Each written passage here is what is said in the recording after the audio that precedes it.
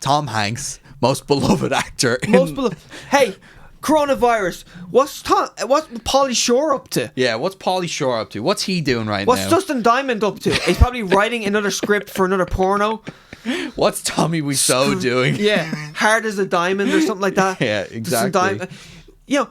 The most beloved. Do you know what? I think he was too kind to the coronavirus. That's true. But I want to think he'll kill it with kindness as well. But yes, Tom Hanks and Rita Wilson. His wife have been quarantined in isolation. Now, apparently, their spirits are high, says Colin Hanks. It's Tom Hanks. Of course, his spirits high. They're going to be fine, of course. But we just thought it was kind of funny that it couldn't have been picked a more universally beloved actor than Tom Hanks. Everyone's uncle.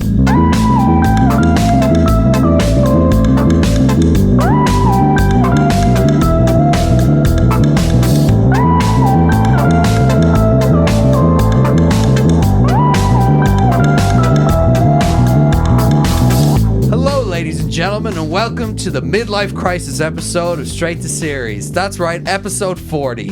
My name's Connor. And I'm Ian. And welcome. How are you? Don't say anything.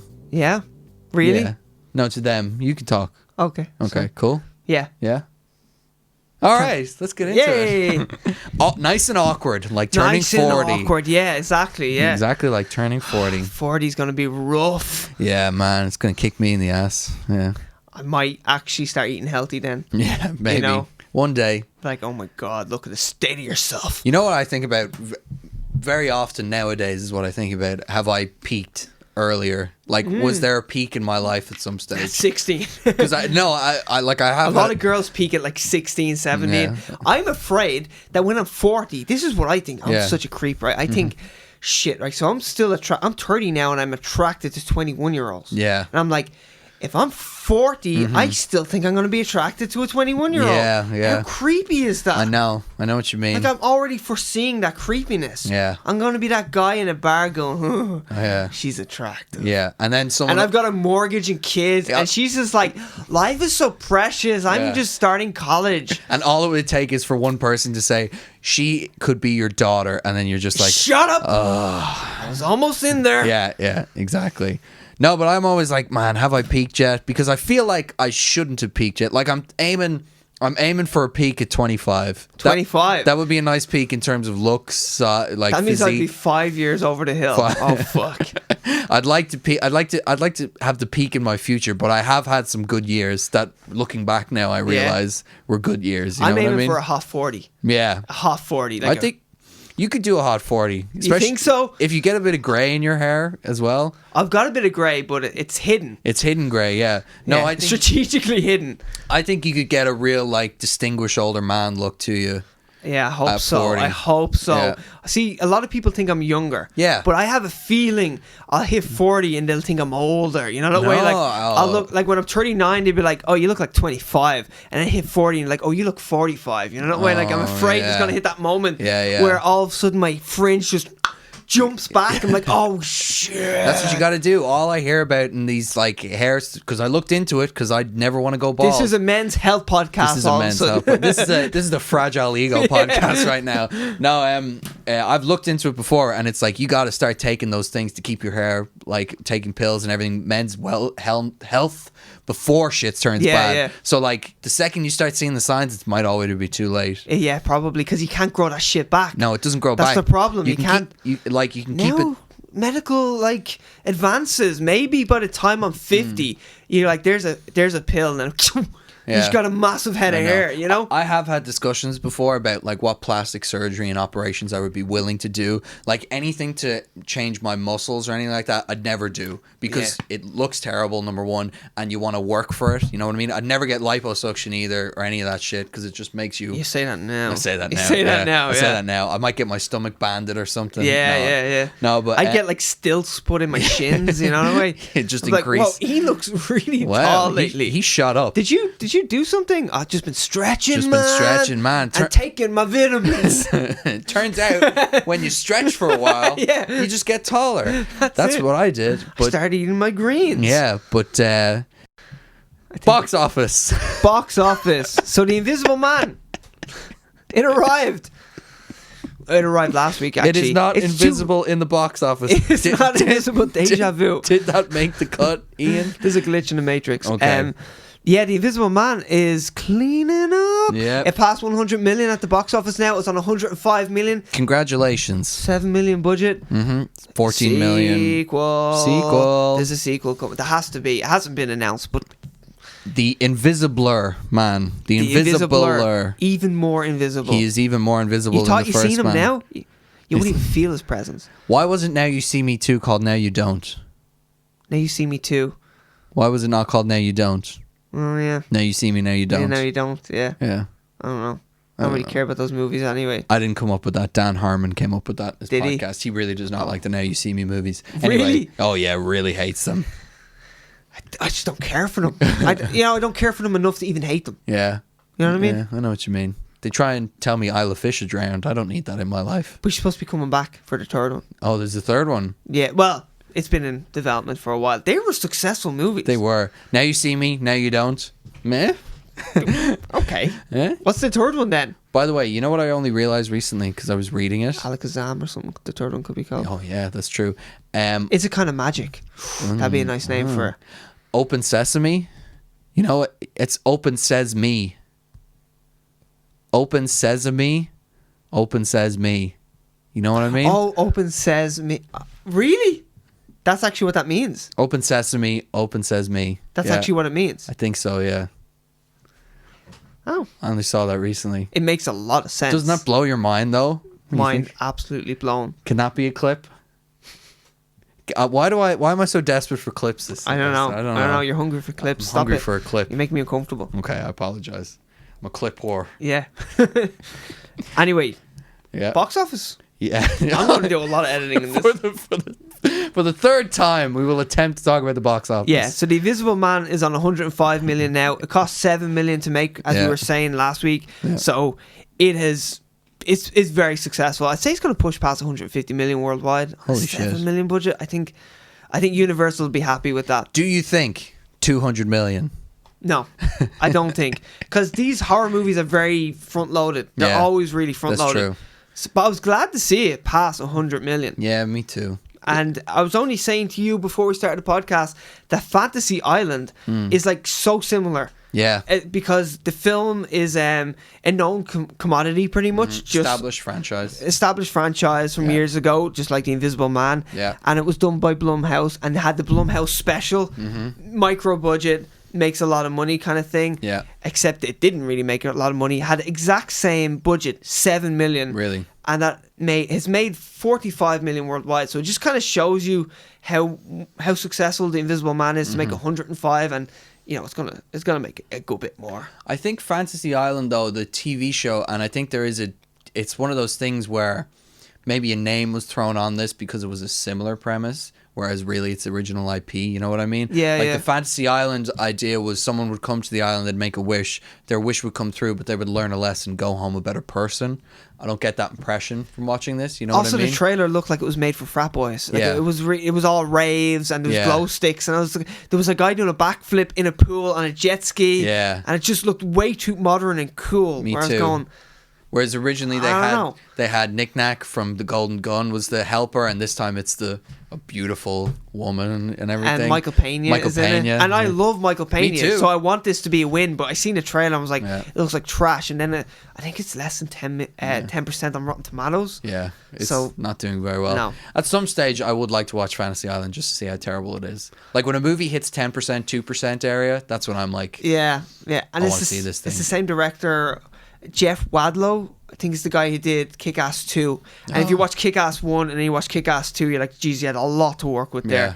And you really ruined it. And also you had Jim Carrey. I know. Hey, remember that relationship we set up between Kick-Ass and that girl that you were really rooting for in the first movie? Yeah, she just breaks up with him right at the beginning. I know. Yeah. Oh.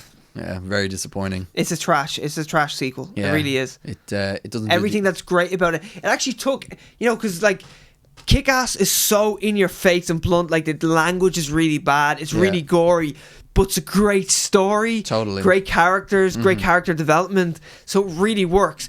and all they did in the second one was like crude violence and humor. Yeah, and that was it. And it was not even interesting action set pieces, really. And and they try and be shocking as well, like they kill his dad and everything, and it's a bit like, I mean, this is a bit too far. You know what I mean? I need something a little bit more, with a little bit more substance, because I think the writer and director Jeff Wadlow just kind of just seen all the fun elements and didn't realize that they were actually propped up by actual story development. There was decent foundations there. Even Kick-Ass, like the first movie, it's not it's very stylized in the same way, but also the characters don't speak very well. You know what I mean? Everyone talks normally. Yeah. It's not, nothing is profound. No. It's like, actually, do you know what? Dark Phoenix? Yeah. That X-Men movie that kind of came out but no one went to see. Everyone. You watch a 2-hour long film of people just saying haikus. Yeah. You're like, no one speaks like this. Not even intelligent people speak profoundly, constantly. Yeah. Everyone's going to... everything's quotable. Yeah, everything's meant to be quotable, and it's meant to be like Shakespeare, but really it's just comes across as pretentious and hard to understand. Yeah. But that's the thing in Kick-Ass. I always thought, like... Kids talking like kids. Kids talking like kids, and even when he has a deep moment, he says it real, like... It's like he doesn't have the right words for it. You know what I mean? Yeah, and Nicolas Cage is so as good. Big Daddy. Yeah, is just so enjoyable. All right, baby girl. I love how unfunny he is. More like ass kicked. He's doing the Adam West thing. Yeah, it's so good. Yeah. Actually, I really like Kick-Ass. Yeah, me too. It's a great movie. And that is why we're talking about box office. That is why we're talking about box office. Right, so let me just run through box office real quick. So Invisible Man, crushing it. Very happy about that. The Call of the Wild, we had the revelation last week that it cost 135 million to make. Ooh. That was Fox, of course, fucking with Disney. Yeah. There's no other reason why. No. Who the hell signed off on that? But it's made its money back, right? No. Oh, what? Surprise, surprise. What? It's on 101 million now. I think it's out 3 weeks. Like, it's so funny that if I seen that movie make 150 million 2 weeks ago, I would have been like, wow, that did really well. Now I'm like, no, it didn't actually make a penny. It's actually still in the minus, it's because just tanking. Yeah. Because it was never going to make much money anyway. No. Yeah. Man, 150. The things it cost 125 million to make. Just think of that. The things that people do. And can I just say, probably 200,000 of that went on the dog effects because it looks horrendous. Yeah, it does look horrendous. The things people can do with a 7 million budget, you know what I mean, in a horror franchise as well, and then it comes to like Harrison Ford dog movie and it's 135 million. And what? Like, what the fuck is going on? What are you doing? Deadpool 1 cost 56 million to make. I know. And I mean, that movie has some stages ropey CGI, not ropey, but like not the best. It makes it work though. It does. It's clever about it. I mean, Colossus he doesn't look like a real person, but at the same time it works. You know what I mean? It does work, and his interactions with real characters is done well. Even though you're like, okay, he's clearly not there, and then you see him interact with characters, and you're like, but he's reacting. Like it seems like he's there. Yeah, it feels like he's there. That's what Bradley Cooper says all the time. He says it's kind of annoying being Rocket because he can always do something that the characters can't respond to because he gets to see it last, basically. Yeah. So like, he can always come up with like things to make fun of whoever's there, and none of them can respond or come back at him. So he always gets the last laugh, basically. Yeah. And he says it's kind of a blessing and a curse and everything. Like interesting. When Benicio del Toro in the first movie, when he sees the orb and he's like, it's beautiful, and Rocket goes like, what are you saying? Like that. He was like, that's because I got to see the footage and everything, but Benicio doesn't know I did that. You know what I mean? Yeah, true. Yeah. So then they really can't interact, so it's not as good as it could be though. But I mean, at the same time, it's like it's done really fucking well. What am I saying? Like, it's so weird when it's just the disconnect. It's like some movies costing so much money and then other movies not, and you're like, where does the budget go in these things? Sometimes I don't know. I really don't understand it. And it's crazy. Some of the budgets that you see on movies, Detective Pikachu cost 150 million to make. I watched that movie and thought probably cost around 90 million to make. Yeah. And when you compare it to other movies, it makes no sense. So like, is there certain directors, certain actors that are just like, oh, well, we can do this for this amount of money? Like Bad Boys 3 cost 90 million to make. You know? Yeah, even that seems high to me. You know what I mean? But at least that made over 400 million worldwide. Yeah. I know. I think it's just interesting. I guess. love it to be broken down by someone, an industry expert, to actually go, this is why this movie costs so much, and still doesn't look great. Some Vanity Fair thing. Some guy, I love those Vanity Fair things. I love it, yeah. Like they do the cinematography. What is a cinematographer's job? A lighting. What's a lighting guy do? Yeah, you know? Break down actually the aspects of the... Yeah, all the accents and stuff. Like, I'll never read Vanity Fair, but I'll watch those videos all the time because they're really good. They're done very well. But yeah, I'd love... Educational. For us, anyway. I'd love for a director to come in and be like, yeah, I'll tell you exactly where all the money goes and everything. And then sometimes directors will, they don't work... Like, for example, I work with a team or blah, blah, blah. Just to know why things ends up costing so much. Is it actors' salaries? Like, what does it go into? You compare it to another movie that costs like a fraction of that. I always thought, is it called The Judge, the Robert Downey Jr. drama? That cost $50 million to make. How? Now, Deadpool, so it's him, Vera Farmiga, is that her name? Yeah. And Robert Duvall. I've never even seen the movie, but I know it's like a courtroom drama and there's a few flashbacks and things like that. And and it was produced by Robert Downey Jr. and his wife. And his wife, Susan Downey Jr., as you said once before, which I thought was hilarious. Susan Downey Jr. And that cost $50 million to make. Mm-hmm. And Deadpool cost $56 million to make. Yeah. Someone explain that to me. Someone break that down for me, because I do not understand that. Like, that just blows my mind. I don't understand how you could make nearly they're both in the same kind of budget arena as such, and one is just a drama and the other one is a fucking comic book movie. So some comedies cost $100 million now. You're like, how does a comedy cost? Where does that go? I have no clue. Where's that budget going? I'd love to see that, and then I'd love to have like a playlist, same way I watch a scene breakdown and get to see all the different directors' minds and what they think about, what I mean? Yeah, where, The Rock, you're like, okay, it's probably going on his food intake alone. That's where the budget's going. Johnny Depp, you're like security to keep Amber Heard from beating the shit out of him. Vin Diesel, the stencils on his body, his steroid intake, that all makes sense. Airbrushing of all the scenes. Airbrushing. Also, I feel like he has like an ego booster on set. You the man, Vin. You the man, Vin. You the man, Vin. Crushing on a Corona, Vin. Yo, Vin, you could take the Rock, no problem. No problem, Vin. Yeah, and the man, Rock, you look good, Vin. And the Rock's guy is there. He's like, hey, fuck you, man. He can't take the Rock. And he's like, yo, man, fuck you. Yeah. And then they fight on set. And then Statham's guy comes in. What you cunts talking about? Exactly. I found out a real interesting fact about like the Fast and Furious movies and this box office avenue is fantastic. Wow, we went off the rails. Never could have guessed. Unlike us. Very unlike us. But yeah, I found out an interesting thing that happens on the Fast and Furious movies where I think it was Fast 5 and it was The Rock and Vin Diesel when they were fighting, and Vin Diesel wanted to assign a point system for like... I heard about this as well. Now, this is not fully confirmed. No. But this sounds pretty real. Sounds real. Anyway, he wanted to assign a point system for the fight scene, so like a headbutt counts as 2 and a fist counts as 1 or whatever, and that way, by the end of the fight scene, no one would have gotten beaten up more or less. It's just a straight up, like, they'd be even. Yeah, so, except I'm sure Vinny D wants him to definitely be ahead of the point he would system. like to, but apparently actors don't like that. But that was deemed too difficult. So basically what it came down to is in the contracts it says how much an actor is allowed to be beaten up or how much they are allowed to show to be injured.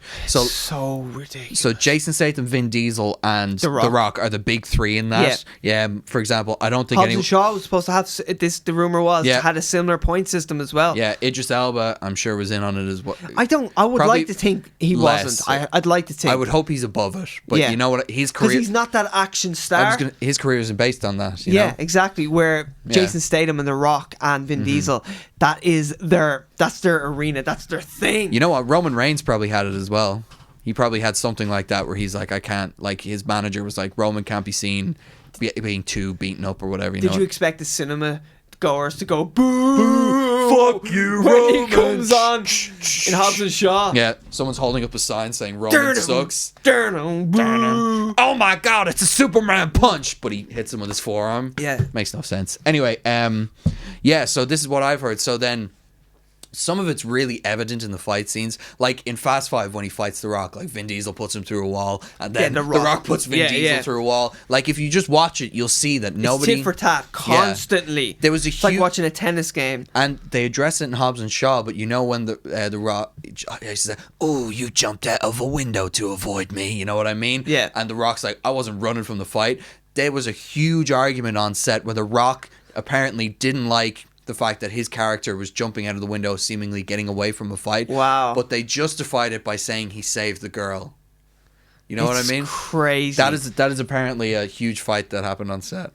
Talk about battle of egos. Yeah. Like that is, it's just mental. Yeah. But can you imagine in your writer being like, I can't be beaten up too much in this, and then you watch something like Die Hard?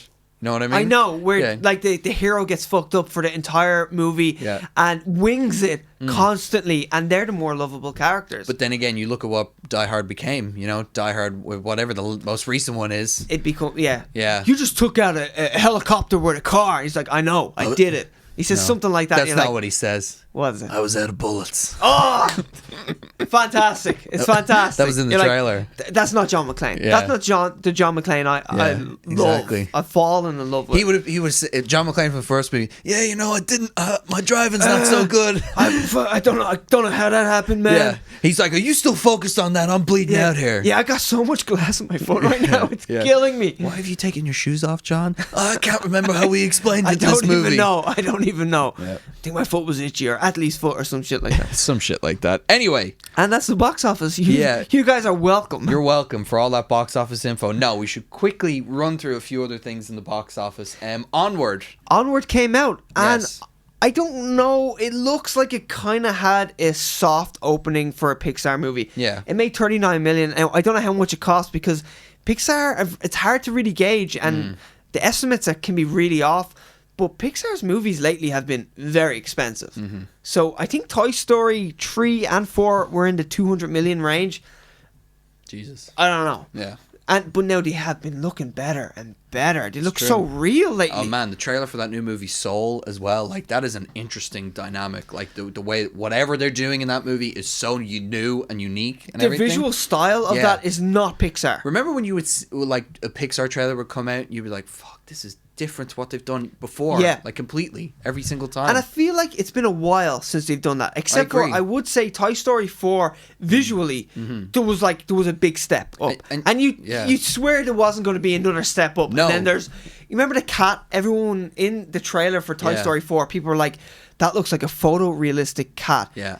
And that drummed up a conversation of like, should it look photorealistic? Yeah. Because the toys started to look like real, like they look like real toys, not like real people, but they look like toys. I know, like actual toys. You can see the texture. Yeah, I love it. Crazy, especially when they're still as well. You know what I mean? Like I always think of Woody when he's still. There's like that sheen to his face and everything like that. He's sitting there smiling and everything, and it just looks like there's. When you see him like that, it's like there's no way that toy comes to life. And then all of a sudden, when they're running around and everything, you buy it. When they're still, you buy it. It's but now even the reflective qualities of my Buzz, god, you're like, oh my god, that's how light hits a white toy. Yeah, you know that way, a plastic cover. But I think this is the conversation that's weird. Okay, so then.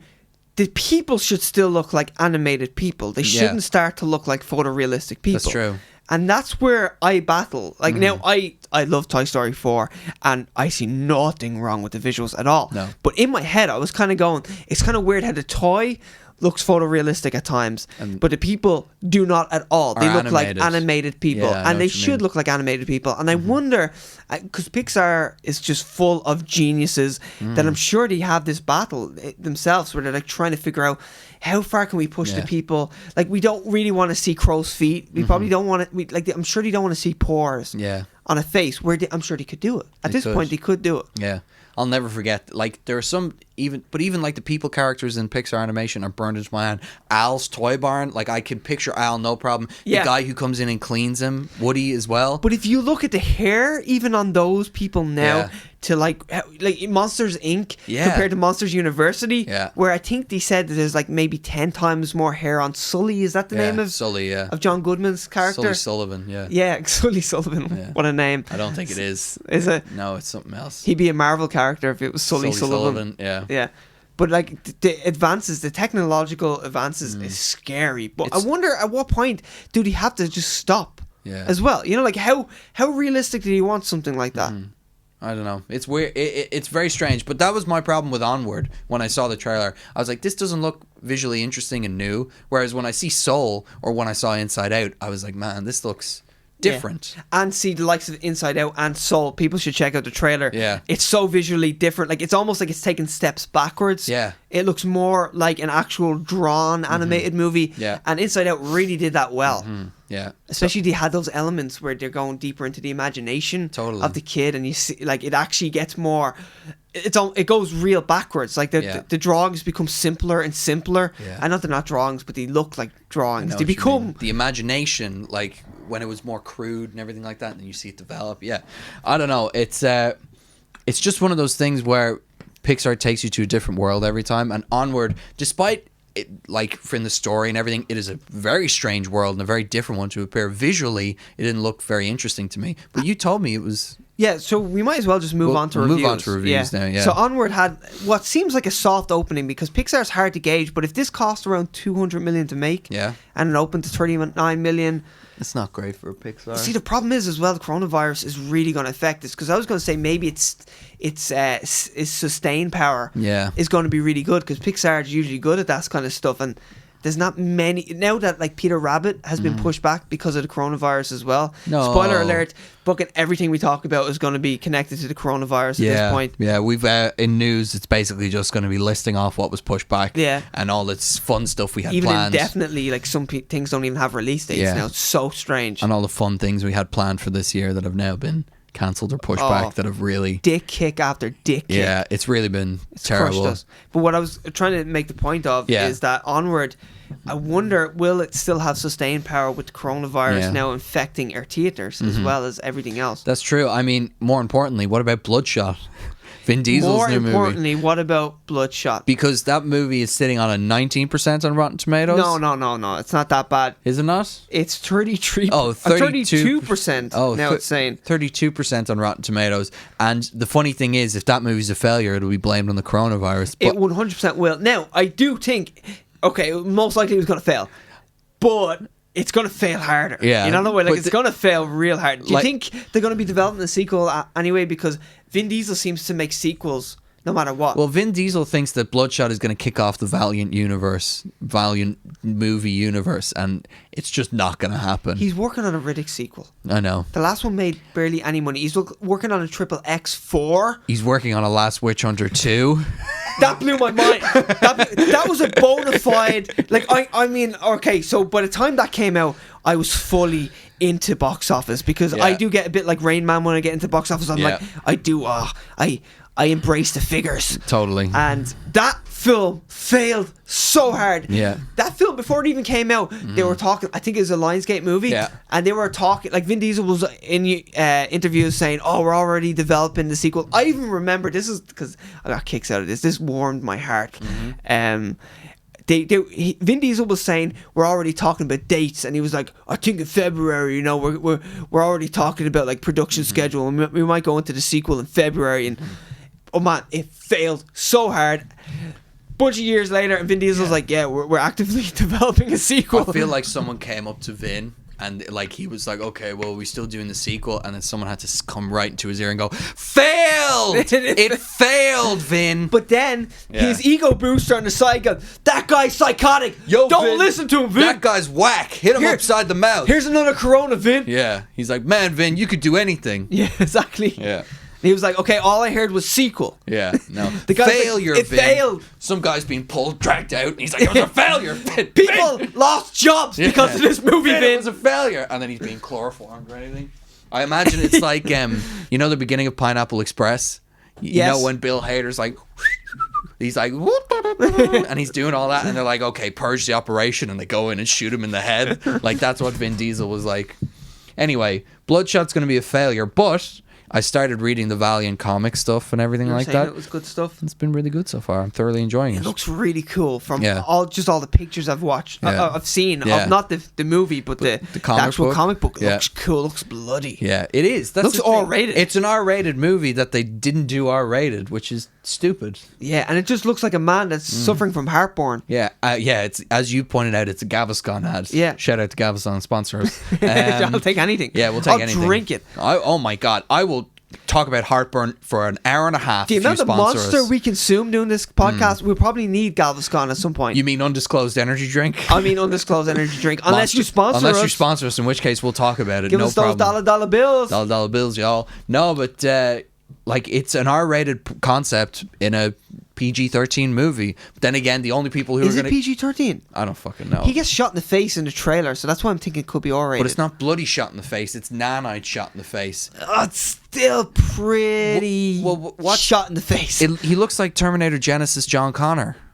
when he's shot in the face. Oh, fair point. But there is a bit of blood there. There's Slightly. A bit of blood. There's a red. It's not like Star Wars blood where there's no blood. When he's shot in the face, the whole area is bathed in red light. In red light, so what's blood, what's not? What is blood? What's and then not? What's the MPAA? Is that what they call it? MPAA. There's probably a guy and he's got a pointer, a laser pointer going. If you see all the red around here, you'll see that there's no blood in this shot right here.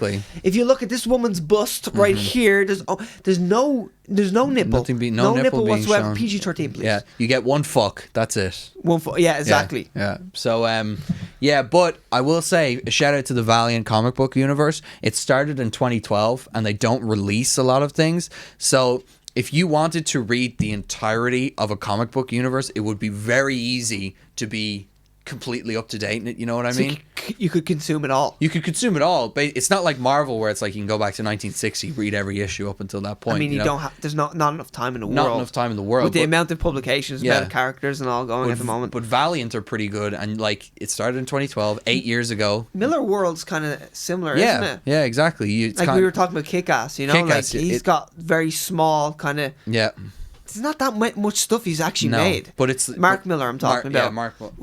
By the way, who Netflix now own Miller World. They do. So imagine we had a Kick-Ass animated series or something like that, or a TV show, something like that.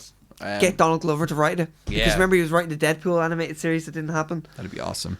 Anyway, moving right along. So you liked Onward? Yeah.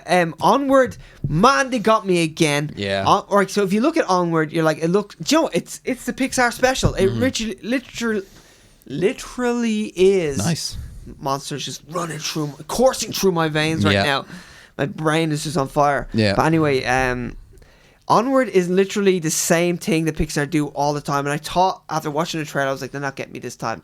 It looks like a simple kind of kids movie. Then someone in work told me that it's pretty deep and like it's worth seeing. Like you get a lot out of it.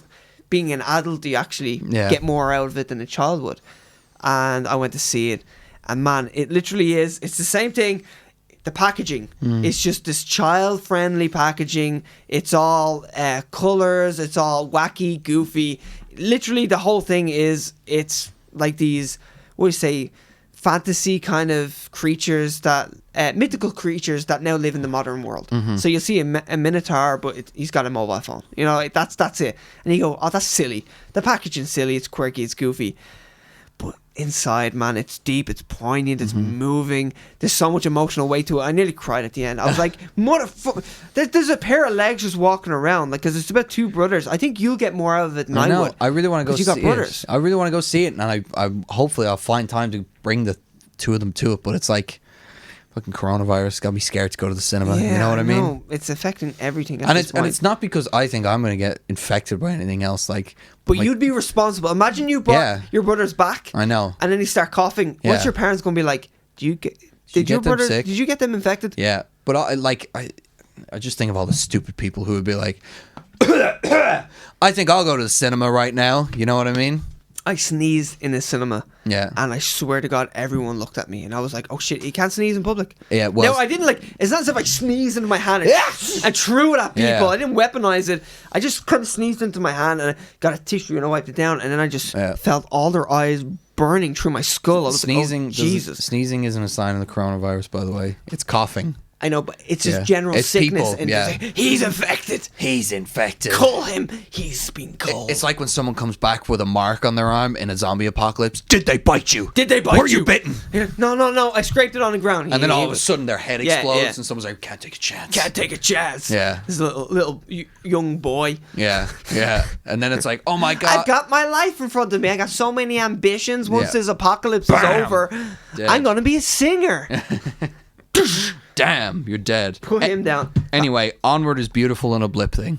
Oh, man, it got me. It got me. And I was next to my mate, and I had to drag him to it. He was like, no, bro. I'm too fucking cool for that, bro. Yeah. I'm going to just eat protein and work out, bro. And then he watched it, and he was like, oh, my God. I nearly cried at the end. I was like, I nearly cried, too. It got me. All right. You also saw The Hunt. The Hunt. Very quick review of this. Yeah, The Hunt. Now, we went over all the controversy. Yes. Trump pretty much cancelled this movie. Yeah. And then they had to reignite. Like, they literally took it from their schedule. I think it's Universal. Blumhouse as well. Again, 14 million budget. So, double the budget of The Invisible Man. Okay. And Fantasy Island. Blumhouse is getting a good push on this podcast. Yeah, they are. We like Sponsor Blumhouse. us. Hey, listen. Yeah, sponsor us, please, Blumhouse. Listen. J. Bloom. That's what I call him. I just respect good marketing, good business decisions, and Blumhouse make good business decisions. Small budget and just focused on story and making something interesting. And 9 times out of 10, they make their profit back. Yeah, like The Purge is trash in a way. Yeah, but, I mean, you know what? Hey, listen, it's very consumable trash. A lot of their properties are trash.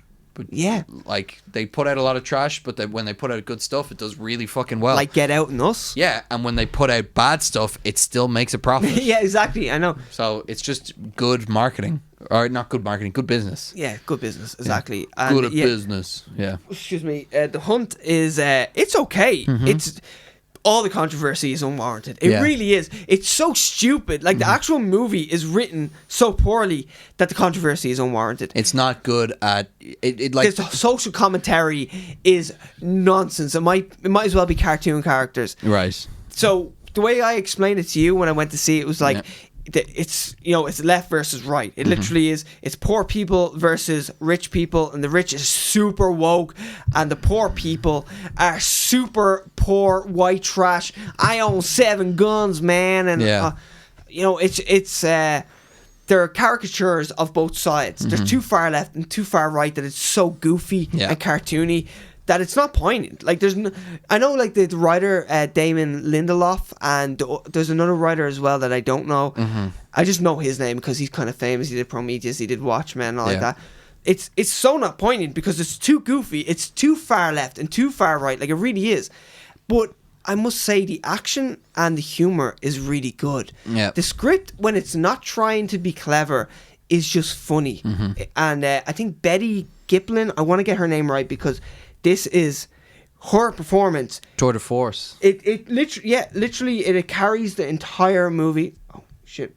No, I do not want to illegally watch The Mandalorian. I don't even know why that came up. What are you saying? Hey, we were almost going to the premiere of that episode in here because we'll get to that. We'll get to that because that's a deep conversation, and my heart's gonna break when we talk about that. You may see Onward level of breakage here when we talk about that. Even more so, Yeah.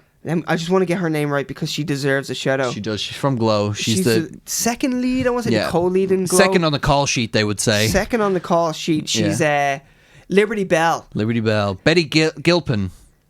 Gilpin. No, Gilpin. Sorry, you're right. Betty Gilpin. She is a sexy mama.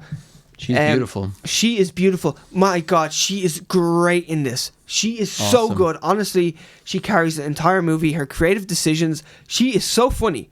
And you know what? It's going to sound like bad what I'm saying, but she's so expressive. And if you watch a movie now with Sandra Bullock, who I used to love, she just has this concrete face. You know what I mean? Like, it doesn't move. She doesn't look that distressed in Bird Box, does she? No, her face doesn't move. How can she convey emotion? I'm like, I think she's sad there, and I think she's laughing there. Yeah. This Betty Gilpin is so expressive. She makes these mental faces. Yeah. Kind of got a bit of an elastic face. Reminds me a bit of Jim Carrey. Yeah. And I honestly, I would just go see the movie for her performance, and I hope she gets loads more roles out of this. That's good. Because I know Glow's in its last season now. Mm-hmm. Season 4 is going to be its last. So I will watch Glow at some stage. I think it's great. Yeah. I pretend to my girlfriend that she's forcing me to watch it, and I'm like, oh yeah, you know, it's a feminist show, and I thought I love it. The characters, everything is great.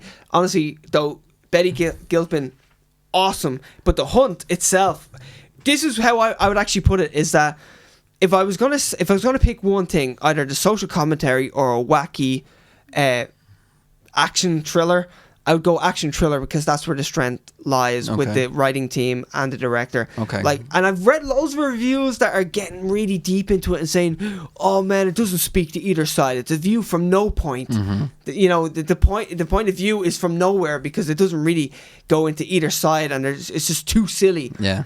And they're like, "Oh, I want more depth." I'm like, I don't see the capability of more depth, but I do see a wacky, fun movie.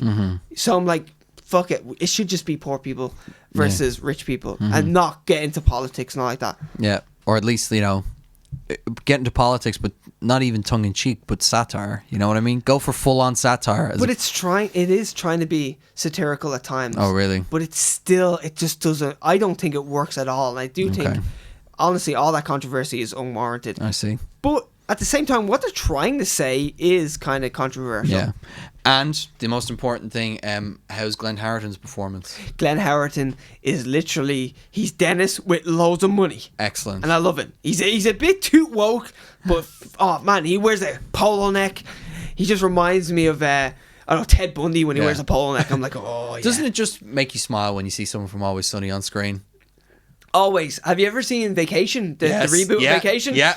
When we get Charlie Day and we get Caitlin Olsen. Yeah. My favourite part. Charlie Day coming in. Oh, hilarious scene. Hilarious And then we scene. get Caitlin Olsen Just out as well. of nowhere. It's like bonus after bonus. Yeah, I loved it. The rest of the movie is whatever.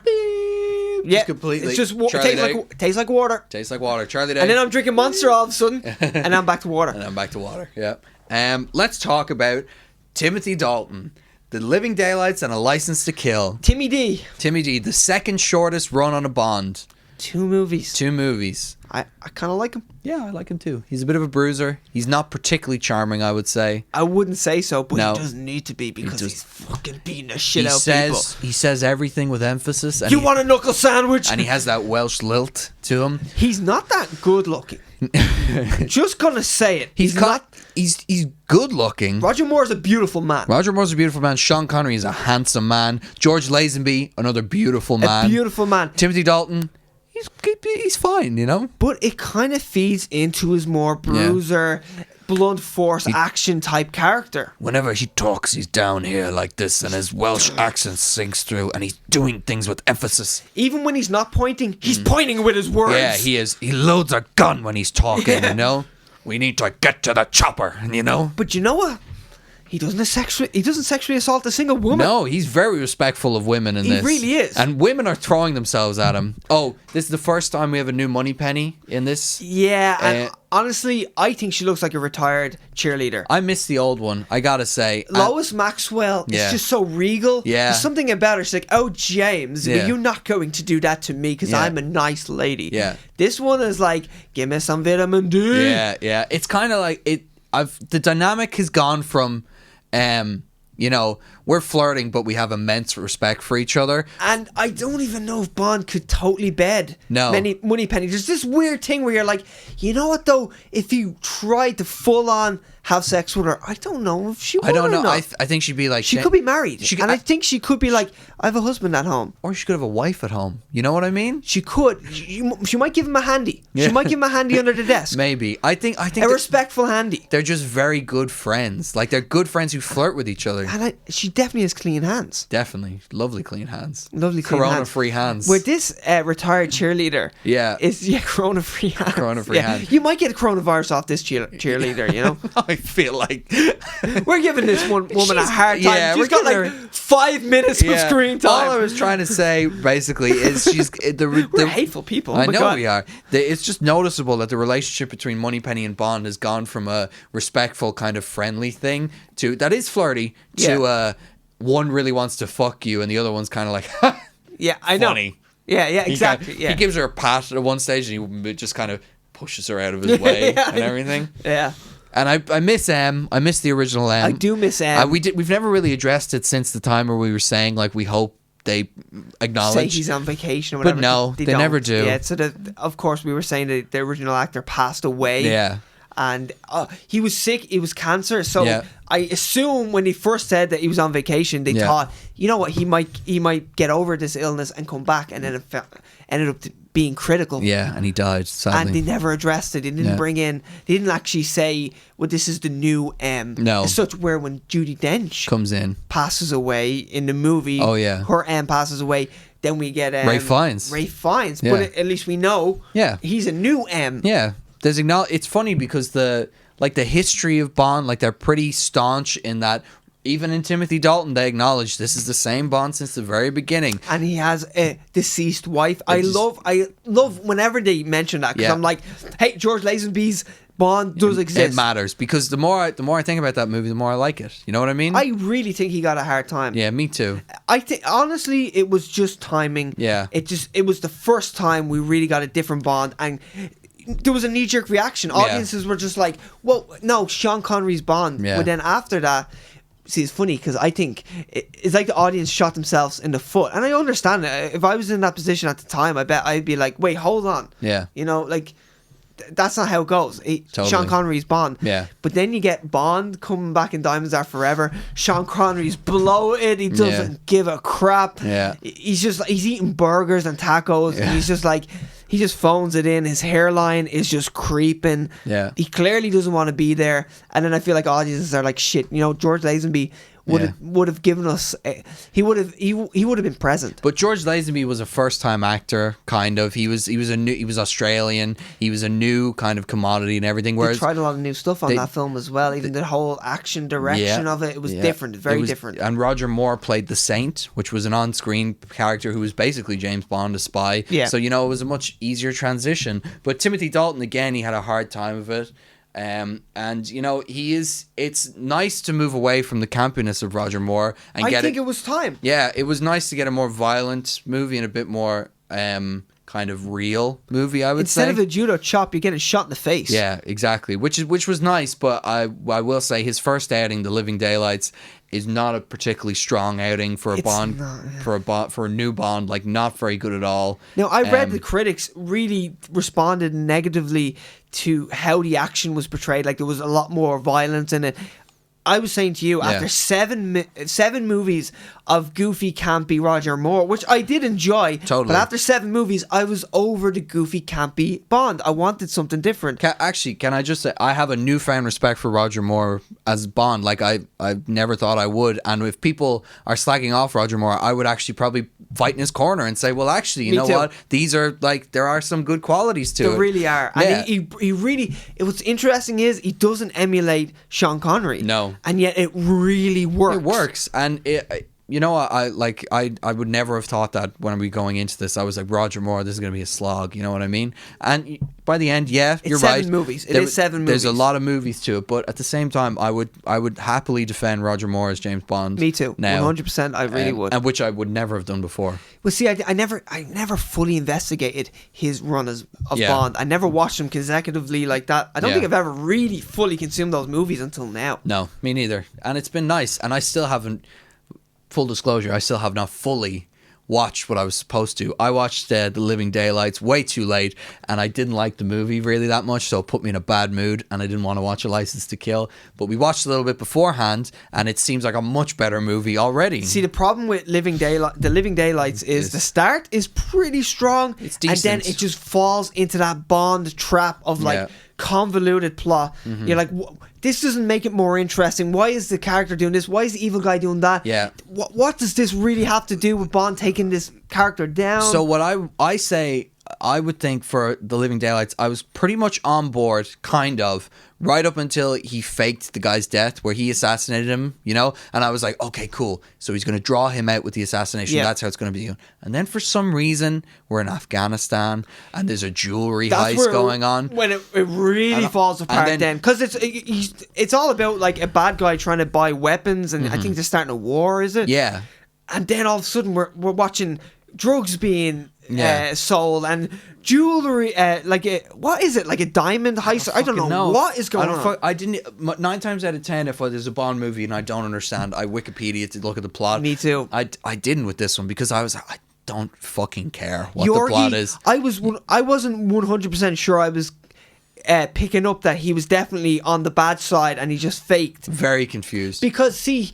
Right, so I know people might not have seen this movie, but like Bond saves this guy at the start. Yeah.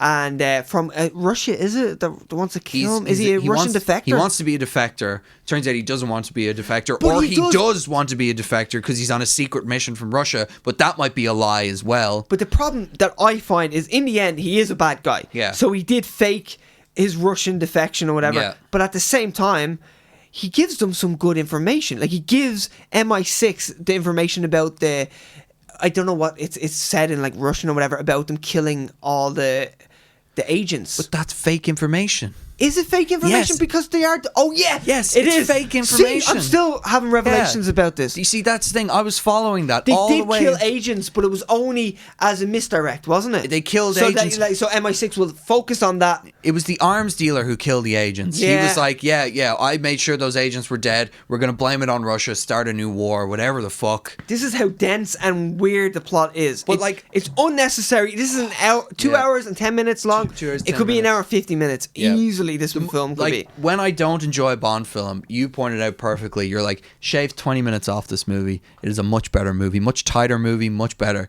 There is, for some reason, this knee-jerk thing where they're like, okay, it's got to at least be 2 hours. Yeah. You know what I mean? And the last few have been 2 hours and 10 minutes long. Yeah. Like, nearly consistently 2 hours and 10 minutes long. And I'm just like, fucking, just cut something out of it. And you know what I always find is like, we'll be just in the third act, and there's this subplot type of story that's the main plot. All of a sudden, and it's right in the middle of the main plot, and it seems like this subplot that could just easily be cut out. You know, in the editing room, they're like, oh, that subplot just doesn't work. Yeah. We don't need to investigate that person. Actually, we don't need to investigate that character. Yeah. But that subplot quality of a story is actually shoehorned into the main plot. Why is the bad guy all of a sudden just doing this mad jewelry thing? Yeah, it just makes no sense to me. It turns into Octopussy, which as you well documented, did not really like that movie. I always feel like, it's almost like a subplot after subplot. Yeah, but it's the main plot. But you know that way, like it just does not make sense because he fakes the death of the guy. And and I was like, okay, cool. We're gonna flush him out this way. He's gonna think he's dead. Blah blah blah. We're gonna do that. Then it becomes a jewelry heist. Then it becomes Bond meeting with the Mujahideen, the freedom fighters. Then oh my God, the freedom fighter he rescues from prison turns out to be England and have an Oxford accent. For some reason, I don't know why that is. Then it turns into he's got to go after it, and there's a plane with a bomb on it for some reason. Why is there a bomb on the plane? I still don't know. If I looked up Wikipedia and went through the plot fully, I would understand these a bit, but I just don't care to. I can't even enlighten you. Like, there's no when you're talking about this, I'm like, oh no, I do understand that part. Yeah. But by the end, I'm so confused and annoyed. Yeah. I'm just like, when's this over? I will say his love interest in it, whose name I did not absorb throughout my entire watch, is lovely. She's very nice. She's lovely, and she's this beautiful cellist as well. And she's quite sweet. She's extremely sweet. Now, for some reason, she turns into a freedom fighter leader at the end, which is a bit strange. Makes no sense. The Goon is good as well. The Goon is the guy that's always listening to this 80s pop music. 80s tune. Good vibrations. Yeah, I do like him, but like. He breaks into the MI6 mansion. And I was like, what? He breaks into there? Come on. Easily. When he's just like, I'm a milkman. He fucking kills a milkman to get in. Yeah. And then they're like, you're not the regular... Oh, sorry, they're English. You're not the regular milkman. And then everyone's doing like a weird English accent. Yeah. And he's like, you're not the regular milkman. He's like, he called in sick today, even though he's American. Then he's like, get out. And they pat him down. That's fine. All right, go to the service entrance. Yeah. It's like, what? Guess what? He's packing heat. He's got bombs everywhere. Yeah. Oh, it's so silly. I think then the milk jars or whatever, the milk bottles are bombs and all. I was just looking into I was looking at some of the notes I made. Bond smokes a ton in that movie. He's always smoking at any stage. Timothy Dalton's character, he's a smoker. You know? Yeah, I have down no judo chops! Exclamation mark! Yeah, he kills son of the bitches. Yeah, awesome car laser though. Yeah, the car. It's back to an Aston Martin. Which is cool. It's a nice car. So the Lotus is gone. Yeah, even though I did love the Lotus. But it was Roger Moore's car. Lotus is the Roger Moore car, yeah. But yeah, we're back to an Aston Martin, a more modern one. There's skis on it. There's self-destruct. Yeah. It's a bit weird. There's too much. There's too many. Loaded with gadgets. There's too many very specific gadgets on it. Like the laser, it should stop at kind of a laser. Yeah. You know what I mean? But anyway, look, it's a nice car. The car chase is a good scene. One of my notes is just Felix. Thanks, Ian. Because I don't know what that means. Felix. I bet when I wrote that down, I was like, yeah, I'll instantly know what that means. And then I forgot the movie. Yeah, me too. Entirely. My notes when I write jokes are like that. I'll be like, I'll just write a few buzzwords and then I'll know what I'm talking about. And I'm like, I have no clue what that means. No context whatsoever. All I know is that's not very funny. You whore. That's all I'm reading now. How did I get to that? Oh, wait. I know that one. Oh, yeah. That one I remember. Yeah. No, I talk about my mother at the start. No, I'm only messing. Aw. Yeah. So, I will say the opening of Timothy Dalton where they're doing the Gibraltar exercise where one guy,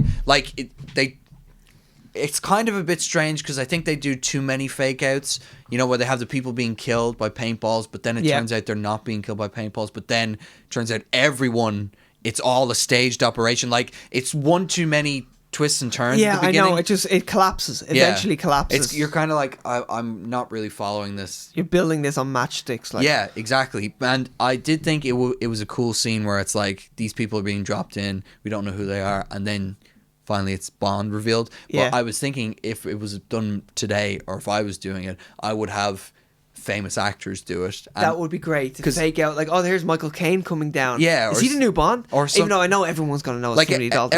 Everyone knows it's Timothy Dalton, but it would be a fun scene to have these famous people just kind of fill these role of people being killed off and then Bond being there and everything. I don't know. I like the idea of that. But I can't really say anymore because I don't like the Aha song. And I don't think the soundtrack to License to Kill. I don't think the soundtrack to The Living Daylights is very good. It's not great. Even though John Barry's there. The drum machine. The drum machine is weird. Yeah. It's so 80s. It's so 80s. And it's weird because you don't need it. Like the score. The actual musical score. Like, okay, so pop music in the background can date the movie a bit. But John Barry is so excellent. Like, when you listen to...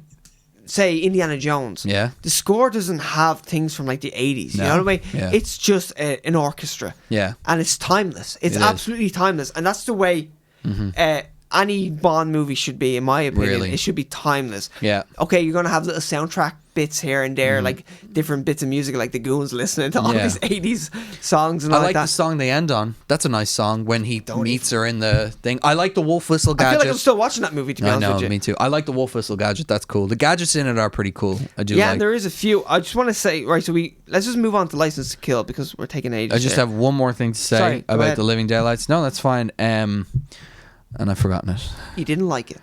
I didn't like it. There was something else. The music, maybe? You were talking about the music and then the ending. I didn't like Aha, and it's not a very good Bond theme, I don't think. I thought you were going to say a Bond film. It's just not very good. I don't particularly like it. I have no problem with Timothy Dalton, though. I like him. Me either. And I like the girl. He's very different. He's very different, but I like that. It's nice to have something different. What? Oh yes, it gets points because it says the name in the movie. As every movie must have scared the living daylights out of her. Like, there it is. There it is. We didn't call it in the last one, but in A View to a Kill, I love it where he says it where Mayday goes. Christopher Walken, isn't it? Where Mayday goes, "What a view," and Christopher Walken leans in and goes, "To a kill." Yeah. And then Duran Duran kicks in. Oh, love it. Anyway, we're gonna move on to License to Kill. I'll just rattle off a few points real quickly because I know you haven't actually fully seen the movie. Yes.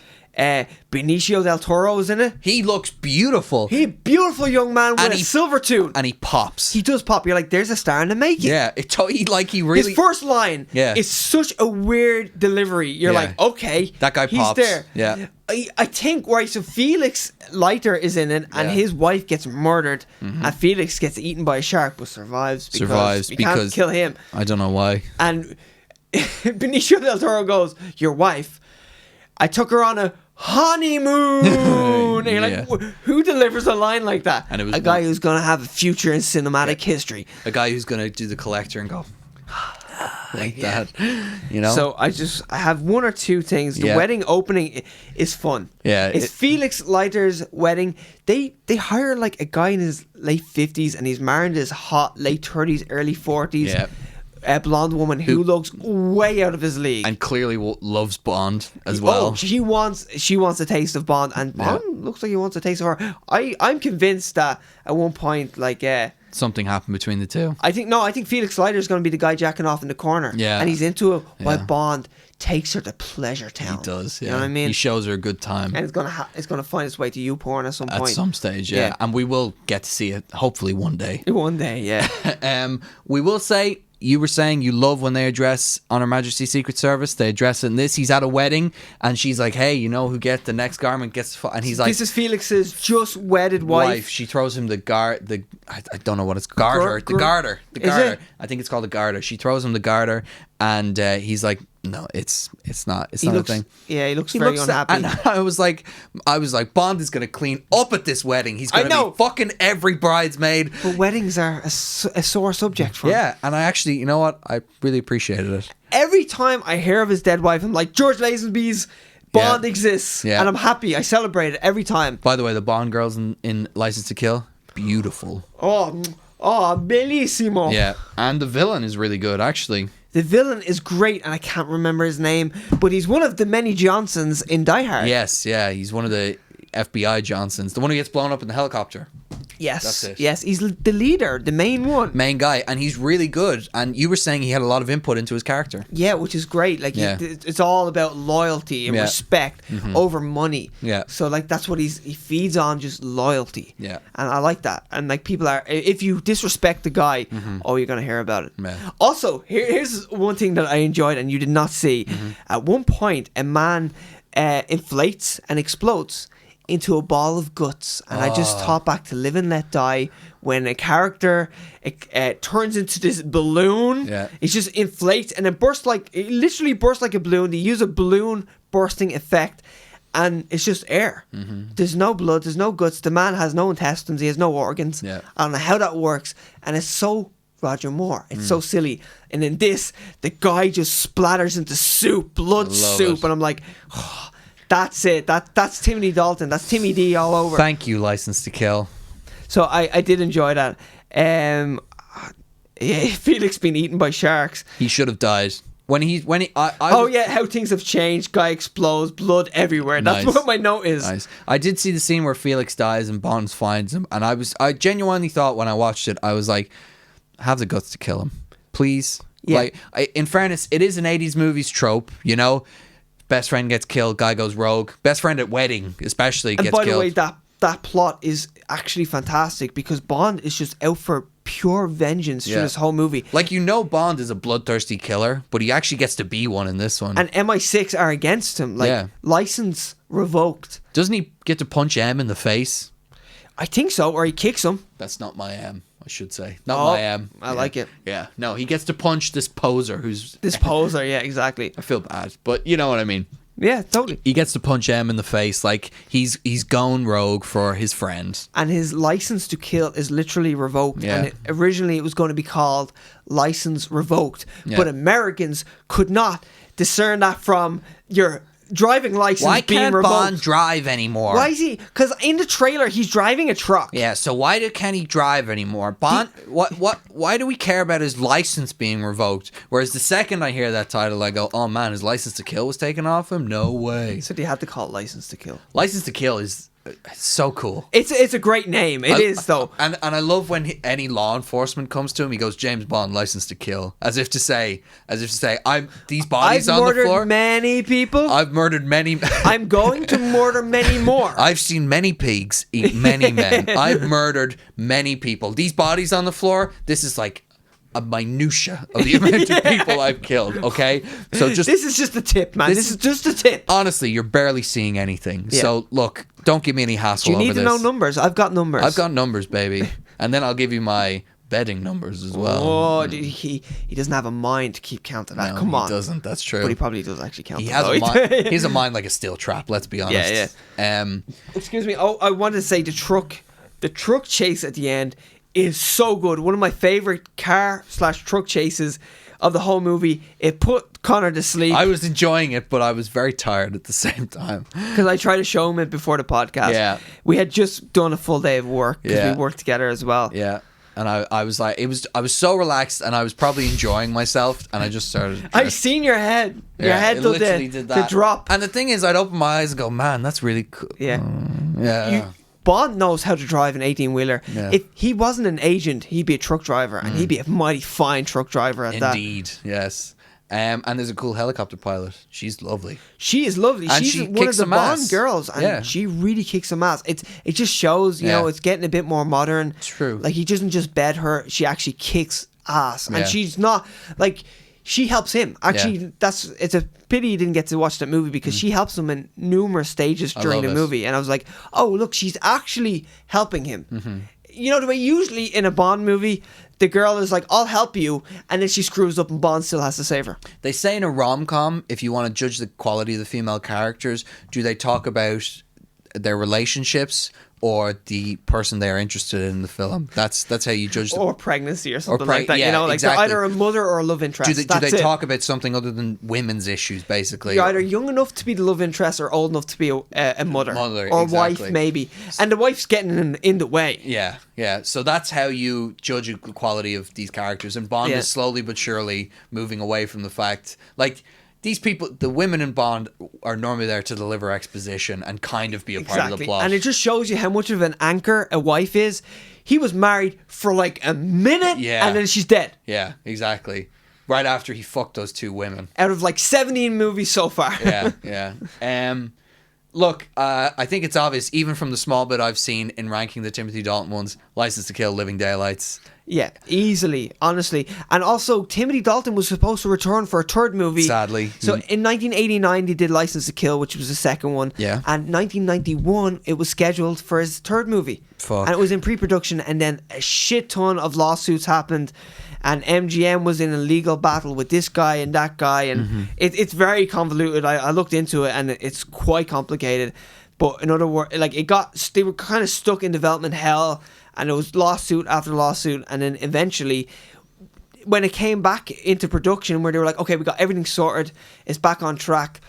The producers contacted Timothy, and he was like, you know what, I'll come back. This was in 1993. And he was going to be in GoldenEye. Like, he was going to be the main star. But the problem was, by the time it was going to be made, it was going to be 6 years of a gap. And Timothy Dalton wanted to just do one more movie. His contract was for 3 movies. And he said, right, I'll come back. And literally, he says in interviews, he's like, I want to take the best elements of both movies, combine them into one, and I'll do one final movie. And the producers were like, here, it's 6 years. We can't have you just doing one movie.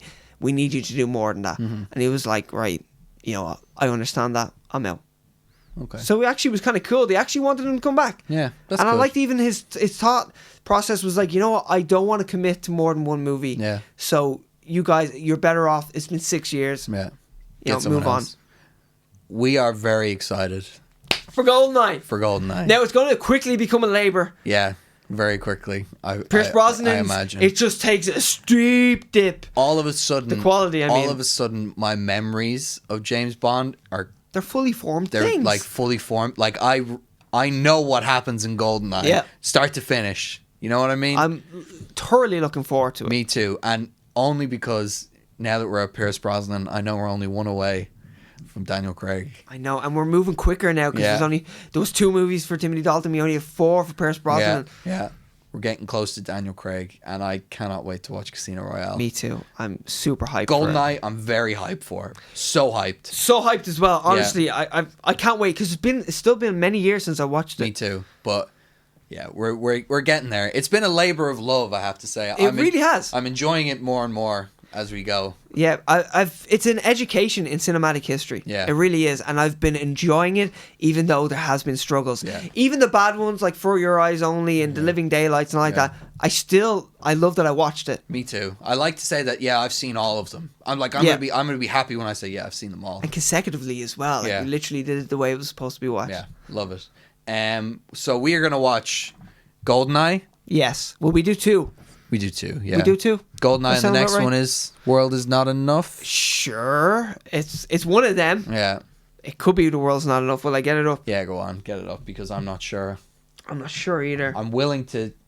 I think it's The World Is Not Enough, but it could be Tomorrow Never Dies. I just know the first and last GoldenEye, Die Another Day. Those, and then whatever's in between is interchangeable. Let me have a look. Oh, come on. Come on. Don't tune out. Please don't tune out. We're so thirsty for listeners. Yeah, please don't tune out. Oh my god, we have to scroll so far down. Oh wait, it's on the side. Move down the Eon films there. There you go. Tomorrow Never Dies. Tomorrow Never Dies. Come on, Connor. Wake up. Flip. I'm so embarrassed for you. I'm very embarrassed myself. GoldenEye and Tomorrow Never Dies. That's what we're watching this week. Yeah, cannot wait. Cannot wait. Come on, Pierce Brosnan. I will also watch License to Kill. A local boy. A local boy. Yes. He's an Irish fella. Oh yeah. Oh yeah. Lived 12 years in Ireland. That counts. Oh, I'm taking it. Yeah, we're taking it. Will we move on to the coronavirus? Oh yes. Will we? Yeah. It's about time. I was trying to be positive about it. I know, yeah. The coronavirus. The coronavirus. No, I'm just thinking about all these trailers that we still haven't. Oh, sorry. Do you want to... No, it's okay. What time are we at? What time are we at? This will depend whether we talk about these trailers An or hour not. and 7 minutes. We're going to move on to the coronavirus, right. ladies and gentlemen. Go take a piss. You knew it was coming. I do. Leave that in. We're back. We are back. So listen, we want to talk about something that's near and dear to our hearts. Before we get into all the coronavirus delays and everything. This is still very fresh. Yeah, it's a very fresh wound. Coronavirus. It's very disappointing. You know, extremely open right now, this wound. Yeah, like, honestly, it's going to get infected. It is infected by the fucking coronavirus. Yeah, it really hit close to home, and it was the first time during this whole virus thing where the two of us were like, "Fuck you, coronavirus." And also, if you revert back to last week's episode, I'm there going, "Well, Ireland is like, we're an island and we're surrounded by water, so we're very unaffected by this." Yeah, this country's gone to shit now. Yeah, in a week, this whole country's gone to shit. Literally a week. Everyone's buying toilet paper because they're all fucking idiots. What the fuck is going on? I don't know. Anyway, we, for some reason, thanks to Ian's hard work and communication, and the podcast being extremely popular at the moment. Extremely popular at the moment, which is good, even though we would like it to be more popular. More popular. Tell your friends, please. Oh, should we like and subscribe right now? Like, subscribe, share. Check everyone else out, you know. Yeah, please do. If you enjoyed this episode, can you tell your friends? Because that really works. It really works. We're trying to build a fan base here because we love doing this. My friends just told one of my friends to subscribe, and he just subscribed there a minute ago. Thanks, Nick. Thanks, Nick. Thank you. If he watches this episode now, he's going to lose his mind. Oh, yeah? Yeah. He'll lose his mind. He better watch the episode. Thank you, Nick. I appreciate it. Anyway. I play poker too, Nick. That is Thirsty. good. That is good. All right. So what were we saying? Yes, Dublin Comic Con. So thanks to Ian's hard work, we got 2 press passes. 2 press passes for Saturday at Dublin Comic Con. And there was some cool ass people there. There was, including the original, the real RoboCop, Frank Weller. He was going to be Peter there.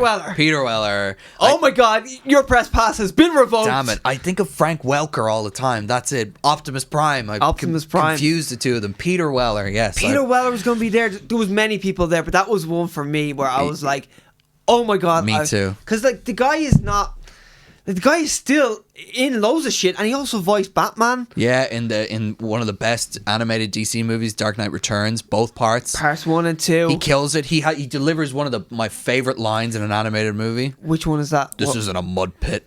It's an operating table. And I love how he says it. And I'm the surgeon. And he breaks his arm. So not only, right, were we going to go to a Q&A with him, but this is great. So there was a Friday press night. Now, we're new to all this press stuff. We are. Because we're kind of not press, but we kind of are press. Yeah.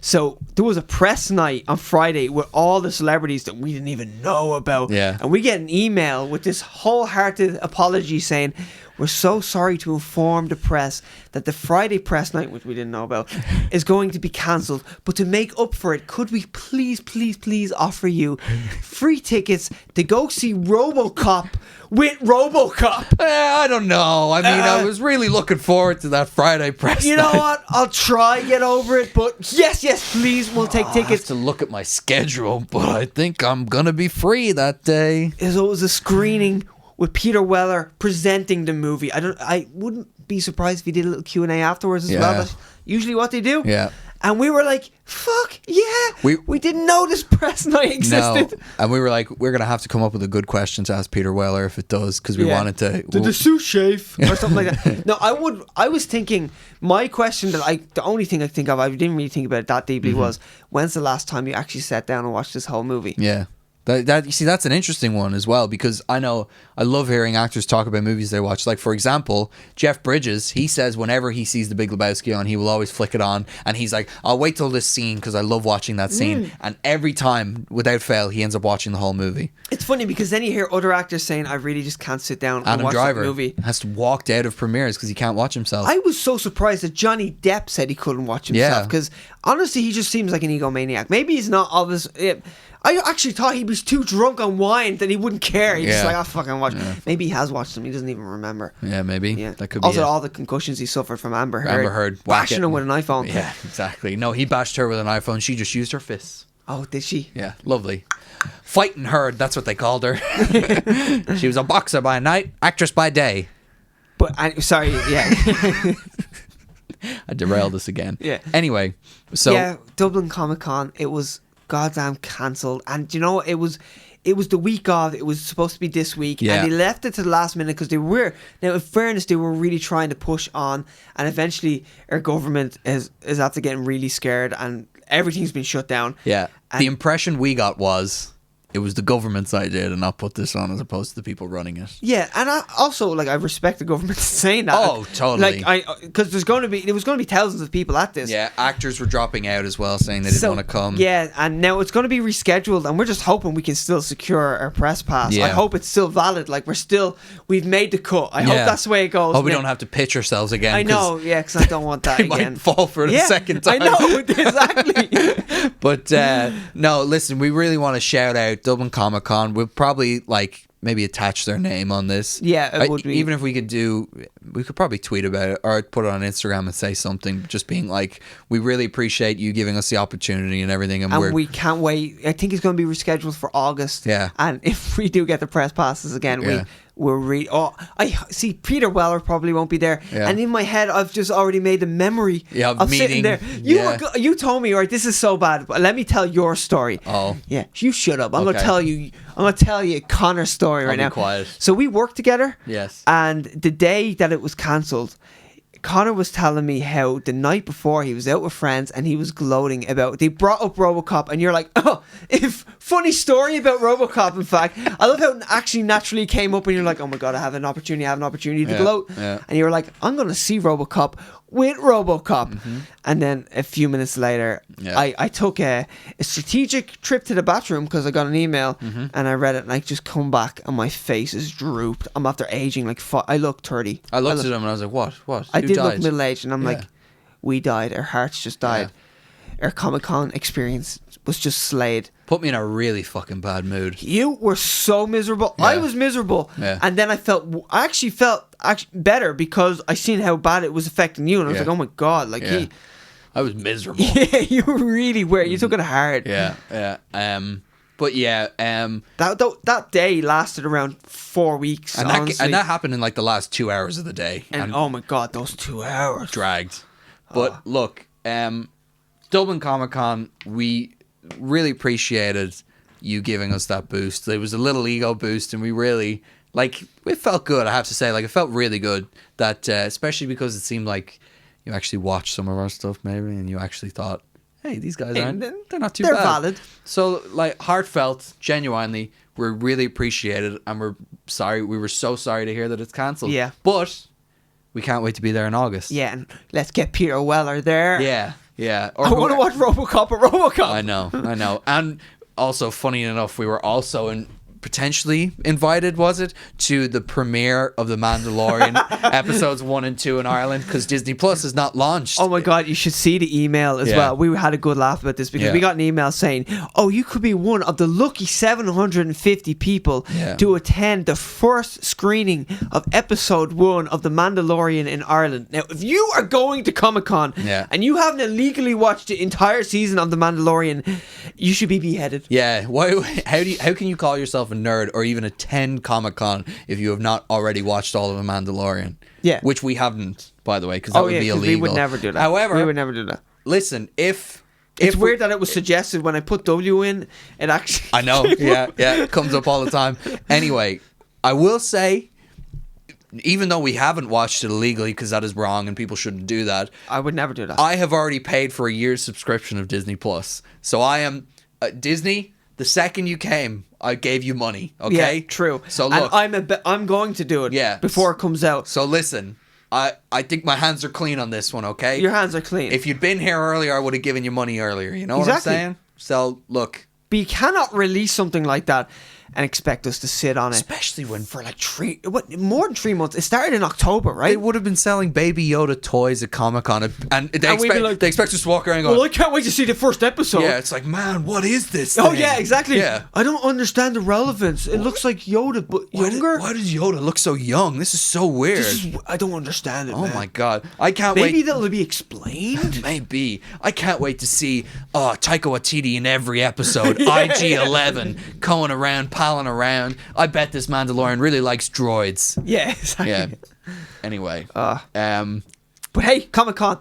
We loved you. Yeah, we loved you. We loved you, and we're going to love you again. Yeah. Let's move on to more coronavirus news. Fused news. So we're just going to quickly rattle off a quick one. Tom Hanks, most beloved actor.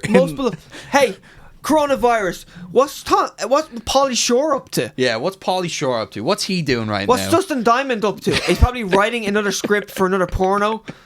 What's Tommy Wiseau doing? Yeah, Hard as a Diamond or something like that. Yeah, exactly. You know, the most beloved... Do you know what? I think he was too kind to the coronavirus. That's true. But I want to think he'll kill it with kindness as well. But yes, Tom Hanks and Rita Wilson... his wife have been quarantined in isolation. Now, apparently, their spirits are high, says Colin Hanks. It's Tom Hanks. Of course, his spirits high. They're going to be fine, of course. But we just thought it was kind of funny that it couldn't have been picked a more universally beloved actor than Tom Hanks. Everyone's uncle. Yeah, exactly. The world's uncle. I don't know anyone who says they don't like Tom Hanks. And if you do, there's something wrong with you. You're a monster. You are a monster. You're a monster. And you should be beheaded. I'm beheading a lot of people. It's not even like he's too nice. He's actually just seems like a genuinely nice person. He really does. Yeah. I'm convinced anyway. Yeah. If it's a ploy, if he's actually like the Harvey Weinstein, he succeeded. Oh my God, he's a better actor than I even thought. I feel like that. He's not. I don't even want to put the two of them. Justice for Harvey. I don't even want to put the two of them in the same bracket. You know what I mean? No, I know. Yeah. I feel dirty even mentioning it. Yeah. But so Tom Hanks has the coronavirus, so that's he better get over it. I think he's going to kill it with kindness. But he's going to be like, hey, well, listen here, Corona. Yeah. I understand where you're coming from, but you know what? Me and my wife, you need to back off there a little bit. He'd be so politically correct about it. Besides, we got to get back to Andy's room. He's coming. There you go. You are a toy! You are a child's plaything! I used to say that to my youngest brother all the time because it would make him laugh. Whenever I do it, I would just scream at him, "You are a toy!" And wait until he's 13 and he's got an earring and he's like, "Fuck off, Connor. Go away, Connor. You're not cool anymore. I'm already not cool." Are you? Really? It's already happened, That's a secret cap. I'm always not cool. There you go. See? Yeah, I get it. Avengers 2012. Coronavirus. Song of the South. Oh wait, sorry. Coronavirus. Yes. Yeah. Let's just rattle off some of the movies. So Fast and Furious 9 has been rescheduled a year later. I think Universal are clever. Yeah. They can see. Now, this is what I see. So all the good dates for next year are kind of already taken. And I think Universal are jumping ahead and going, right, okay, some people like the box office is going to be fucked for the next 6 months. Yeah, easily. So we're going to pick out a date before everyone else starts to reschedule all their stuff and go, right, we're going to do it a year later. It's coming out in April 2021. Mm-hmm. It was supposed to come out in May this year. Here's the thing, Universal, there's no real need for a schedule with this Fast and Furious movies. You know what I mean? It's going to make money. No, but it's still... yeah. You know what? They're not going to release it in January, put it that way. No. And they don't want to put it next to something like a Star Wars or... Yeah. Where they're going to have to battle for an audience. No, but what I mean is Marvel have the... Funny enough, in a situation like this, they shot themselves in the foot. They have a release schedule. They have things coming out at a specific time, and they need to release them in a certain time frame for it to work. There's so many moving parts to the MCU, and now add in TV series. TV series. Shang-Chi has been cancelled. Or not cancelled, sorry. But production has been halted. It just started, I think it's a week or two into production. Now, I was actually... Here's an interesting thing about this now. Also, Richard E. Grant has joined the Loki cast as well. I'm just going to throw that quickly in there. And I think production is finished on that. Yeah. And Winter Soldier and Falcon has also stopped production. So many things have been affected by this. But one thing that I want to say about Shang-Chi is it comes out February of next year. Yeah. So this production is tight. Yeah. They have around 11 months to make this film. Which is an excellent amount of time. You can... Now, at the same time, like the likes of Star Wars, the first Star Wars had more than 11 months in post-production. Mm-hmm. Yeah, but... You know what I mean? Yeah, but this is Shang-Chi. And it's also... Marvel are such a well-oiled machine, but it also gives them no wiggle room. Totally. So you have 11 months to make this movie, and okay, people could go, well, you could push it back, but then do you push back everything else? Like, they're making 3 movies a year, and now they're making TV series, and these TV series are a big part of the MCU. Yeah. They're critical to the story. Totally. They're going to feed into other movies. It's like a Winter Soldier situation. Something could happen in Shang-Chi, and then all of a sudden that links into, I don't fucking know, whatever TV series is coming out, you know? And then, like, a world-changing event happens in Shang-Chi. If that happens, I'd be very, very surprised. But... You know what I mean? There is so many moving parts to this. Yeah. Like, there's so many release dates already. We think that Black Widow is on the chopping block. Yeah, we think so too. And look, we also think that Marvel are also so kind of stuck in their ways where they're like, did you nearly just pass out there or something? No. You kind of just went, ugh. Oh, just I had a bit of a... I swallowed whatever. I don't know what it was. Yeah. No, but my despair because of the Comic-Con thing cancellation. Trying to get over. Yeah. No, but Shang-Chi, Marvel are such like, they're probably not going to be like, you only have this much time now for post-production. They're going to be like, no, we're going to give you the 11 months you were promised. Yeah, this release date though. Yeah, is gone. I don't know. I actually don't know. I don't think so. I actually think they're going to still try to make this movie happen. They're going to do their best. By February of next year. No. This is probably definitely not. $150 to $200 million movie. Yeah. And they just started filming it. Yeah. Like Kevin Feige, even if... There's too many moving parts. I don't know how they're going to... If Black Widow gets pushed back... Yeah. What happens? Like, where? Because the Eternals comes out later this year. Now I think that's safe. Yeah, that's solid. That's like around November. Mm-hmm. You know, they could push it back to June maybe. Yeah. I mean, Black Widow. Yeah, but I don't know. The final trailer came out for it, and it's the best trailer so far. We both agree. Yeah, it looks fun. Looks fun again, and Taskmaster looks so much cooler than he has in any other trailer. Extremely cool. I don't know what they did, but they did something new. It's just the character seems more colourful. Yeah, the mask has more detail. I don't know if they've either added that in post production or I just did not see that in the first film, because we do just get licks of Taskmaster in the first. You know what it is? He has more character. Yeah. The character has more character in these, and it's, I don't know, more screen time as well. More screen time, yeah, exactly.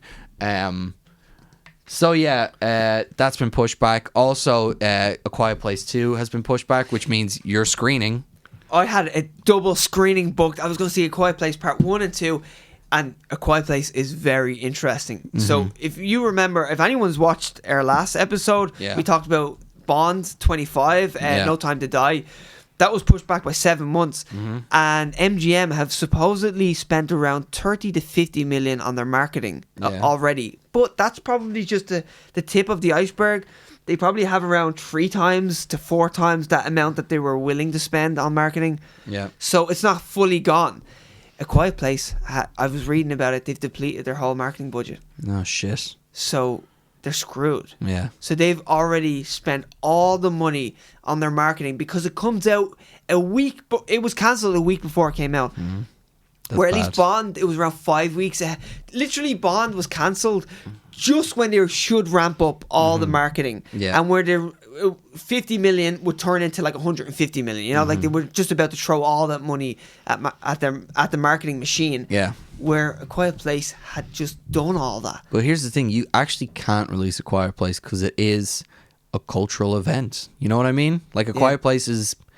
It's a part of pop culture now. You know what I mean? I'm like, estimating it makes more than the first one, and the first one was a bona fide hit. It was a bona fide hit, yeah, and this will probably make more. So really, you can't risk people coming out to see it. And again, the movie won't do as well as it should. So it's just it's catch-22. Damned if you do, damned if you don't. You're gonna have to pump more money in it either way. You're either gonna lose more money at the end, or you're gonna have to pump more in and stand to make potentially a profit at the end. I'm so intrigued though to see. Yeah.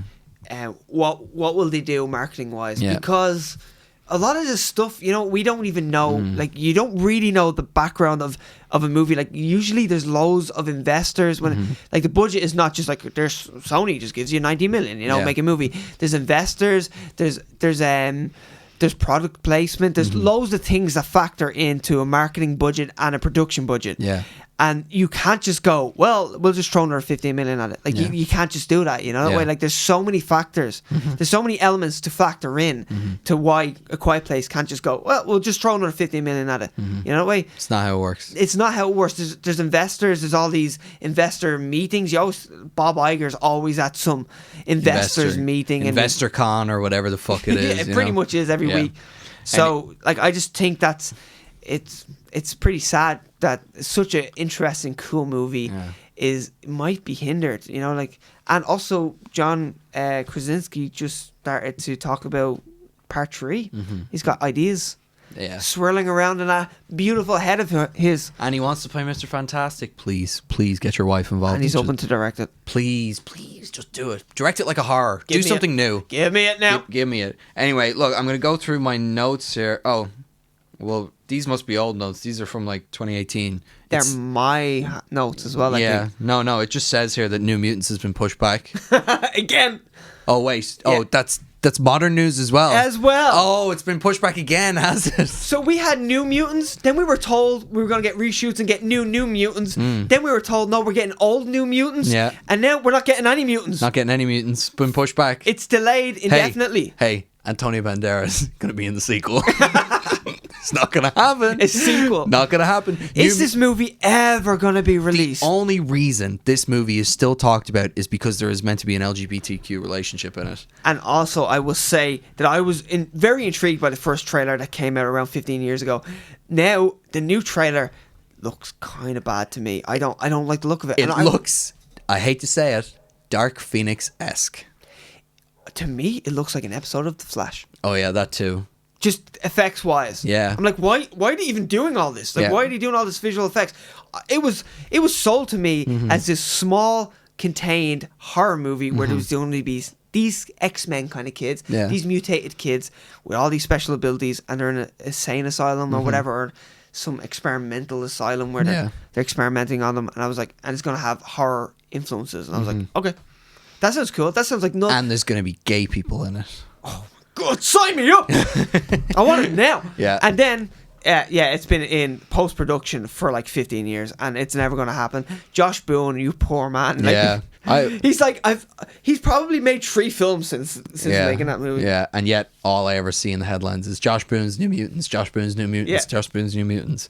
Listen, the movie will get released eventually. Yeah, it'll get released. Listen. Are you giving me a guarantee right now? I'm giving you a guarantee New Mutants will get released because I used to give a guarantee saying Dark Phoenix is going to come out and that New Mutants is going to be cancelled. Did Dark Phoenix come out? That's what I went to see it in the cinema, but I felt like I seen nothing. There's a deficit in the budget, but it's just blank that's there. No plus whatsoever. Oh my God. I think it was a practical joke on Disney. You know, Fox just fucked them over. Well, look, New Mutants is... Look, I said after Dark Phoenix, there's no way they release New Mutants. Like, that movie will die a death in some vault somewhere. But there's a push for it. It has the Marvel logo in front of it now. So, look, that movie's... It's a part of Marvel's thing now. So that movie's coming out no matter what. 2 words. Disney Plus. Oh man, they could just release it on the same day. Yeah, that it was meant to. You would save money. You would would actually save money. Honestly, it would do more for your platform. It really would. Yeah, people being like, the funny thing is, they're like, why would people sign up to our platform for New Mutants? They would for morbid curiosity. Yeah, and honestly, I want to see the movie. Me too. But I'm not excited for it. No. When it was originally, Fox was in a really good, interesting place. Yeah. When it was originally just advertised, when it was announced, I was like, okay, they just made Logan. They made like a dystopian Western. Yeah. I was like, okay. And now we're going to do a horror. It was so different. Yeah. Like, Logan was so different. Logan is a movie, and this is the one problem about... it's a great thing that Marvel and Disney now own the X-Men franchise again. Yeah. But at the same time, they would never make a movie like Logan. You're never going to see a Logan from them. And I don't think... I have this debate with my mates all the time. I don't think they're going to make a Deadpool the way Deadpool was made originally. You see, the funny thing is... They keep saying they're gonna... That would be the only one that they could do. Yeah. Because it is such... Deadpool is a franchise by itself, and it is such an established moneymaker that Disney can be like, we can sully our brand, a family-friendly brand, just a bit. I'm still for not convinced Deadpool. though. I want it. I want that. Oh, like, me too. I so want that. But so what I was saying though is Fox were in a cool place where they were kind of... They were slightly moving away from the original X-Men plan, the whole shared universe. Dark Phoenix was quietly being made in the background. It only cost $200 million. What the fuck was going on there? But anyway, they made Logan. I was like, whoa, that was interesting. That was different. That was almost its own thing. It was like standalone. That made me cry. But not standalone. But it was a standalone thing. A grown man left before Wolverine. Yeah. It's things happened to him. Yeah. And then they made Deadpool, and I was like, Deadpool is so its own thing. Yeah. Breaks the fourth wall. It's hilarious. It's so R-rated. We get to see superhero taking cocaine. Yeah. And then all of a sudden, they announced New Mutants, and I was like, okay, this is new. This is fresh. And now look where we're at. I know, we're in the shitter again. But look, Marvel just need time, and they'll spin it all around. Hopefully, we'll see how this phase 4 goes. I don't know. We'll see how phase 4 goes. Is there anything else we need to talk about? We've been going a long time. Yeah, Coronavirus just fucked the whole movie industry as well as the entire world in general. I can't believe how much it's affected the movie industry at this point. It's crazy. Ian's precious box office is going to be a nightmare for the next year and a half. There's going to be no news. It's like, hey, another film made no money. Yeah, because everyone's infected. This film's rated 100% in Rotten Tomatoes. It's been seen by 5 people. I know, and I'm one of them. Yeah. The coronavirus has literally infected the film industry. Yeah, so again, this will be a running theme, I imagine. Guess what else is cancelled? Yeah, guess what else is cancelled? What happened to it? You guessed it, the coronavirus again. Oh yeah, Stranger Things season 4 also halted production. You say coronavirus, show me coronavirus. Are you hyped for something? Yeah. Coronavirus fucked it up. Show me dragon. Oh, one. Oh, okay, that's weird. Yeah, so skunk of the week is coronavirus again. We're gonna continue to do that. Normally we'd be like, we gave it to it last week, but it really killed us this week. It really did. It took a massive effect on the movie industry. And as long as it continues to kick us in the nuts in our personal lives and in our hobby lives of the movies, we will continue to give it skunk. Thank God we have Goldeneye. Thank God we've Goldeneye. Yes. Hunk of the week we're gonna give to. Can we give it to Tom Hanks? Yeah, let's give it to Tom Hanks and Rita Wilson. Yeah, Tom Hanks and Rita Wilson. Is it not Ruth Wilson? Rita. Is it definitely Rita? Okay, no, you don't need to confirm it. I'm going to check. Mrs. Hanks. Mrs. Hanks. No, she's credited as Rita Wilson. Okay. Rita Wilson. Okay. Rita Hanks, Rita Wilson. You guys, you're beloved by everyone. Literally everyone in the world cares that you have coronavirus. So, couldn't happen to the nicest people. Or most beloved, actress couple. Could we trade... I'm telling you, can Pauly Shore just be a character? Can we just give it to Pauly Shore? I love that you want Pauly Shore. Stick him in a biodome for all we care about. Is Pauly Shore still alive? I don't know. Does His anyone career know? is definitely not still alive. If you Googled him on Wikipedia, they go... If you Googled him on Wikipedia... Nothing will come up. If you Googled him, it would say... Searching. Who? Searching. Who? Did you mean Jersey Shore? No, Pauly. Yeah. Pauly Shore. Pauly Shore. Anyway, sorry, Pauly. I'm not. No. And I think that's it. See you next week. If we're not dead from the coronavirus. See you next week. I don't know what ending we're going for here. There was a high energy start and then a low energy end. Coronavirus, man. Yeah, coronavirus. What do we say? And turning 40.